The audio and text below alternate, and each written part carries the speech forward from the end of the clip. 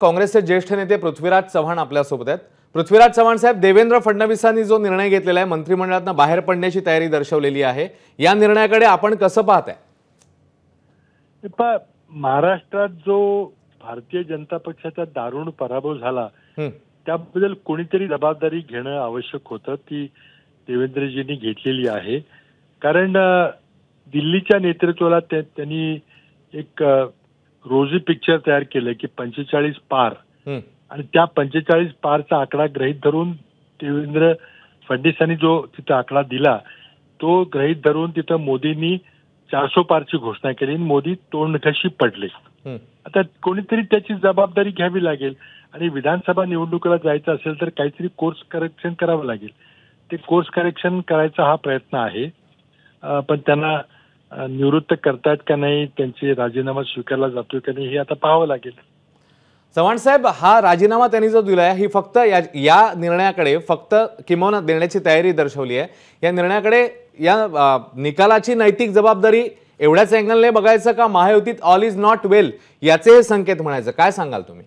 आता all is not वेल हे आम्हाला सांगता येणार नाही, पण त्यांनी सकृत दर्शनी तरी जे दिल्लीच्या नेतृत्वाला मिसलीड केलं, एक खूप आशादायक चित्र निर्माण केलं, त्याची जबाबदारी त्यांना स्वीकारावी लागेल। आणि त्यामुळं मला वाटतं कुठंतरी भारतीय जनता पक्षाचा ग्राउंड रियालिटीचा टच संपलेला आहे। म्हणजे त्यांनी जे पक्ष फोडाफोडीचं राजकारण केलं आणि त्याला नरेंद्र मोदींची थेट आशीर्वाद मिळवला, त्याची जबाबदारी तर घ्यावीच लागेल। आता विश्लेषण ते करतील मला माहिती आहे, पण आता हा रणनीतीचा भाग आहे की एकंदरीतच महाराष्ट्रातल्या मंत्रिमंडळाच्या रचनेमध्ये बदल होणार आहे का, मुख्यमंत्री पद बदलले जाणार आहे का फक्त देवेंद्रजी पक्षाची जबाबदारी घेऊन पुढे जातील, त्यांना सत्तेतून मुक्त करणार आहेत का, हे भाजप ठरवेल।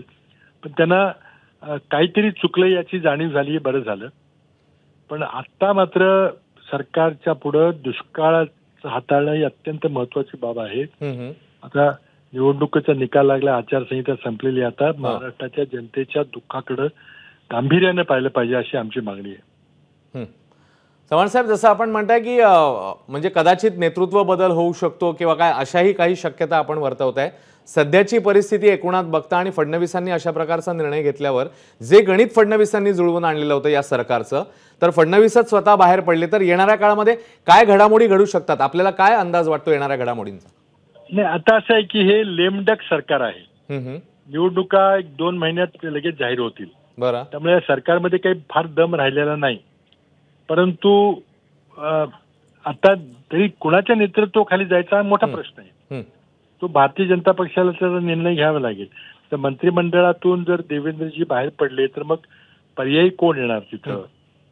मग त्याला उपमुख्यमंत्री पदाची जबाबदारी दिली जाईल की त्याला मुख्यमंत्री केलं जाईल, किंवा एकनाथ शिंदेनाच विधानसभेला देखील सामोरं जाण्याची जबाबदारी त्यांच्यावर टाकली जाईल। कारण हे एकनाथ शिंदेचं ही अपयश आहे, कारण शेवटी ते महाराष्ट्राचे मुख्यमंत्री आहेत त्यांच्या पक्षाचे, तर त्याने आपली जबाबदारी स्वीकारायला लागेल। धन्यवाद चव्हाण साहेब, सविस्तरपणे आमच्याकडे बोललात, प्रतिक्रिया दिल्यात त्याच्याबद्दल। एबीपी माझा, उघडा डोळे बघा नीट।